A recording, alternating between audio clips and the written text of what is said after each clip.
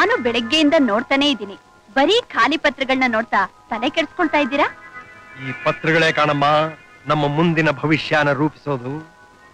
ಈ ಎಲ್ಲಾ ಪತ್ರಕ್ಕೂ ರಾಮು ಸೈನ್ ಹಾಕ್ಸಿಟ್ಕೊಂಡ್ಬಿಟ್ಟಿದ್ದೀನಿ. ಇದನ್ನೆಲ್ಲ ಹೇಗ್ ಭರ್ತಿ ಮಾಡಿ ಅವನ ಪೂರಾ ಆಸ್ತಿನ ಪಡೆದು ಬಿಡಬೇಕು ಅಂತ ಯೋಚನೆ ಮಾಡ್ತಾ ಇದ್ದೀನಿ. ಅವನಂತೂ ಸಿಗಲಿಲ್ಲ, ಅವನ ಆಸ್ತಿನಾದ್ರೂ ಸಿಕ್ಲಿ. ನೋಡಿ, ನೀವಿನ್ ಮನೆಗೆ ಹೋಗ್ಬೋದು. ಈ ಕಣ್ಣಿನ ಪಟ್ಟಿ 1 ತಿಂಗಳಾದ್ರೂ ಇರ್ಬೇಕಾಗತ್ತೆ. ವಾರಕ್ಕೊಂದ್ಸಲ ಇಲ್ಲಿ ಬಂದು ಚೆಕ್ ಮಾಡಿಸ್ಕೊಂಡು ಹೋಗಿ. ಸರಿ ಡಾಕ್ಟ್ರೆ, ಥ್ಯಾಂಕ್ ಯು ವೆರಿ ಮಚ್. ನಾ ಬರ್ತೀನಿ. ಅಂಕಲ್ ಬನ್ನಿ ಅಂಕಲ್, ನಿಮ್ ಮನೆಗ್ ನಾವು ಬಿಡ್ತೀವಿ. ಮನೆಗ ನನಗೆಲ್ಲಿದೆಯಪ್ಪ ಮನೆ? ನನಗೆ ಯಾರು ಇಲ್ಲ, ನಾನೊಬ್ಬ ಅನಾಥಪ್ಪ. ಹಾಗನ್ಬೇಡಿ ಅಂಕಲ್, ನಾವಿದ್ದೀವಿ. ನಮ್ ಮನೆಗ್ ಬನ್ನಿ ಅಂಕಲ್. ನಿಮ್ ಮನೆಗ? ಬೇಡ, ನಾನ್ ನಿಮ್ ಮನೆಗ್ ಬಂದ್ರೆ ನಿಮ್ಗೆ ಯಾರು ಏನು ಅನ್ನಲ್ವಾ? ನಮ್ಮಮ್ಮ ತುಂಬಾ ಒಳ್ಳೆಯವರು. ನಮ್ಮ ಮಾವ ನಮ್ಮಮ್ಮಂಗಿಂತ ತುಂಬಾ ಒಳ್ಳೆಯವರು. ಬೇಡ ಮಕ್ಕಳೇ, ನಿಮ್ಗೆ ಯಾಕೆ ತೊಂದ್ರೆ? ನನ್ನ ಬಿಟ್ಬಿಡಿ, ಹೇಗಾದ್ರೂ ಕಷ್ಟಪಟ್ಟು ಕಾಲ ಕಳಿತೀನಿ. ನೀವು ನಮ್ಮ ಮನೆಗ್ ಬರ್ಲೇಬೇಕು, ನಮ್ಮ ಮೇಲಾಣೆ.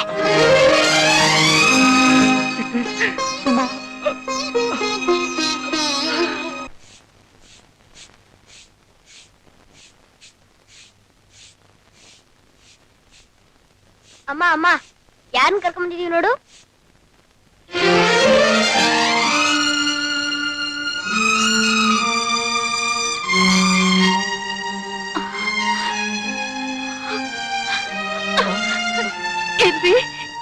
ಏನಾಯ್ತು ನಿಮ್ಗೆ? ಯಾರು ನಿಮ್ಮನ್ನ ಈ ಸ್ಥಿತಿಗೆ ತಂದವರು? ಯಾರು? ಸೀತಾನಾ? ಹೌದು, ನಾನೇ, ನಿಮ್ ಸೀತಾ. ಇದು ನಿನ್ ಮನೆನಾ? ನನ್ನ ಕರ್ಕೊಂಡು ಬಂದಿದ್ದು ನಿನ್ ಮಕ್ಕಳ? ನನಗೆ ಮೊದಲೇ ಗೊತ್ತಾಗಿದ್ದಿದ್ರೆ ಈ ಮನೆ ಹೊಸ ತುಳ್ತಾ ಇರಲಿಲ್ಲ. ಈ ಪರಿಸ್ಥಿತಿಲಿ ಎಲ್ಲಿ ಹೋಗ್ತೀರಾ? ನನ್ ಮಾತು ಕೇಳಿ. ನನ್ನ ಬಿಟ್ಬಿಡು.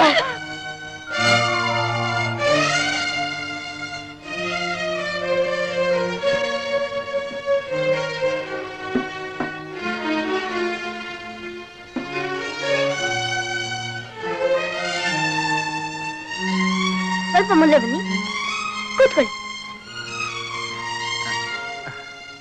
ನಮ್ಮಮ್ಮ. ನಮಸ್ಕಾರ.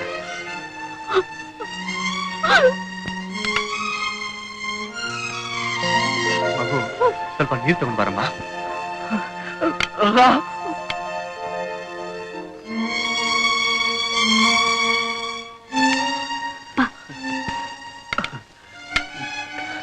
ನಮ್ ರಾಮು ಯಾಕೆ? ಗೊತ್ತಾದ್ರೆ ಒಂದ್ ಕ್ಷಣನೂ ಇಲ್ಲಿರಲ್ಲ. ಅವ್ರು ಹೇಗಿರೋ ಪರಿಸ್ಥಿತಿಲಿ ಗೊತ್ತಾಗ್ತಿರೋದೇ ವಾಸಿ. ಮಾವ, ಅಮ್ಮ, ಒಳಗ್ ಬನ್ನಿ. ಅಂಕಲ್ ಪಾಪ ಒಬ್ರೇ ಕೂತಿದ್ದಾರೆ. ನಮಗೋಸ್ಕರ ಒಂದು ಕೆಲಸ ಮಾಡ್ತೀಯಾ? ಏನ್ ಮಾವ? ನೋಡು, ಅಂಕಲ್ ಅಮ್ಮನ ಬಗ್ಗೆ ವಿಚಾರಿಸಿದ್ರೆ ಅಮ್ಮನ್ ಮಾತು ಬರಲ್ಲ, ಮೂಗಿ ಅಂತ ಹೇಳ್ಬೇಕು. ಯಾಕ್ ಮಾವ? ಆಮೇಲೆ ಹೇಳ್ತೀನಿ. ನೀನ್ ಒಳ್ಳೆ ಪುಟ್ಟ ತಾನೆ? ಸುಮನ್ಗೂ ಅದೇ ಹೇಳು. ಸರಿ ಮಾವ. ಬಾ.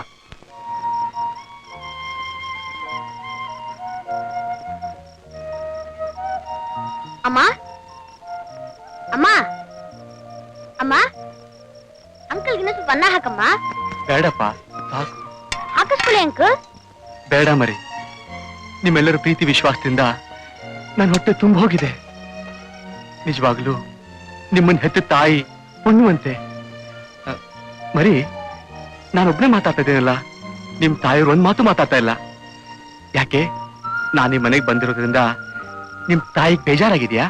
ಇಲ್ಲ ಅಂಕಲ್, ನಮ್ ತಾಯಿ ತುಂಬಾ ಒಳ್ಳೆಯವರು. ಆದ್ರೆ ಏನಪ್ಪ? ಅವ್ರಿಗೆ ಮಾತಾಡೋಕ್ ಬರಲ್ಲ, ಮೂಗಿ.